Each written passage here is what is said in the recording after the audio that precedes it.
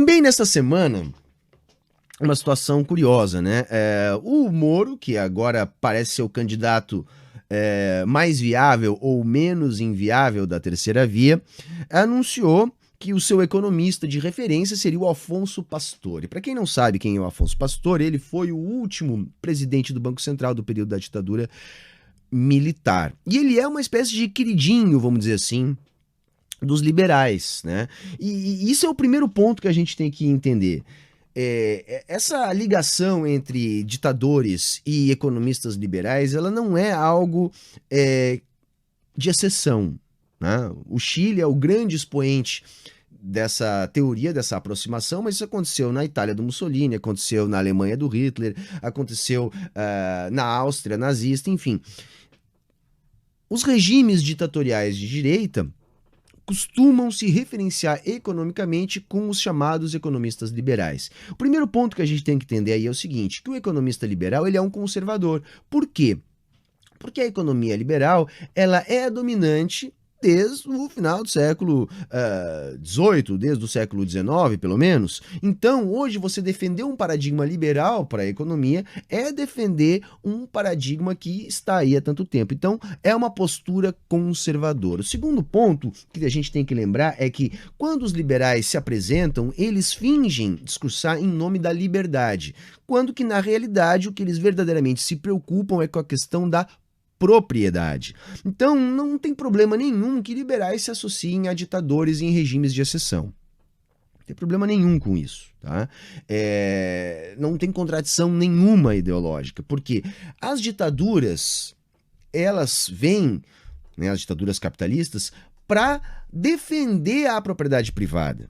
Então, se o interesse principal dos liberais é a defesa da propriedade privada, e se a ditadura é que no momento está defendendo a propriedade privada, segundo o ponto de vista deles mesmos, é absolutamente normal esse tipo de união. Mas por que o Afonso Pastore voltou à cena nessa semana? Porque ele teve a cara de pau num seminário lá, junto com outros economistas, estava lá o André Lara Rezende, estava o Zé Luiz Oreiro, e ele disse que o auxílio emergencial foi o responsável pela elevação da inflação do Brasil, porque teria pago a muita gente. Vejam só, gente. Então, um auxílio que foi pensado diante de um quadro onde se imaginava haver a necessidade de um lockdown, ou seja, era uma coisa para que as pessoas pudessem ficar em casa, segundo o Pastore, foi pago para muita gente e teria sido responsável pela nossa inflação. Eles adaptam a realidade à sua crença ideológica. Então, eles desprezam os choques de oferta, a desorganização das cadeias produtivas, o impacto do dólar, a política de juros biruta do Banco Central, para dizer que foi o déficit público o causador, e esse déficit público teria sido agravado por ter sido pago um auxílio emergencial para muita gente. Então, é importante a gente também saber dessas coisas, porque nós vamos ter que travar esse debate no ano que vem, gente. Para muita gente, o Moro ainda pode passar como algo razoável diante do Bolsonaro, sendo que não há diferença nenhuma ideológica entre os dois. Os dois têm o mesmo perfil fascista, de extrema direita. Então, o Moro colocar o Pastore como seu posto Ipiranga, assim como o Bolsonaro colocou o Paulo Guedes, é algo que a gente também tem que explorar, porque são perfis rigorosamente semelhantes. São sociopatas, né? Um cara que nem esse Afonso Pastore é um sociopata. O cara que diz que um auxílio de R$600 pagos para pessoas na situação que o Brasil estava naquela conjuntura foi um auxílio pago para muita gente, e dizer que isso é o causador da inflação, ignorando todas as verdadeiras causas da inflação, é uma sociopatia.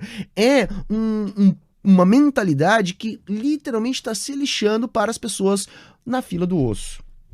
Então a gente tem que começar a deixar cada vez mais evidente para aquelas pessoas, para os bolsonaristas, né, que estão visando um bolsonarismo sem o Bolsonaro e que ainda estão imaginando que o Moro pode ser razoável, esse realmente é difícil da gente falar alguma coisa a respeito do Sérgio Moro, gente.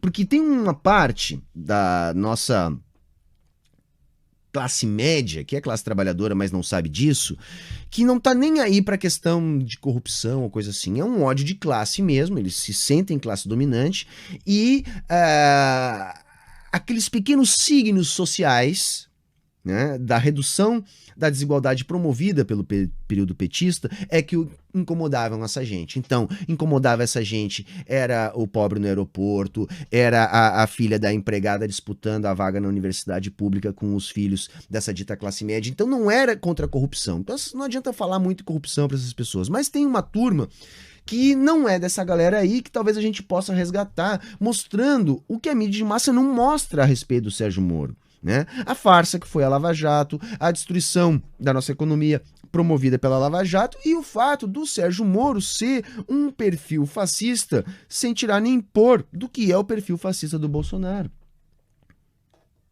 Né? Isso tem que ser mostrado para que a gente faça um debate no sentido de elevar o nível de consciência das pessoas a respeito dessa informação.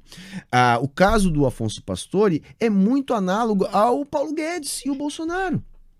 É o mesmo nível de sociopatia. A diferença é que o Pastore, ele é um pouco mais requintado do que o Paulo Guedes, pelo menos na consideração dos nossos liberais cheirosinhos. Mas temos que deixar claro isso que eu falei aqui, dessa ligação dos liberais com a ditadura, que o verdadeiro interesse dos liberais é a defesa da propriedade privada, que a liberdade deles não é uma liberdade em abstrato, é a liberdade de realizar contratos baseados na propriedade privada que seja garantida pelo Estado, a qualquer custo. Então, por isso que essa turma não tem preocupação nenhuma com nenhum aspecto democrático. Para essa gente, seria melhor se pobre nem votasse.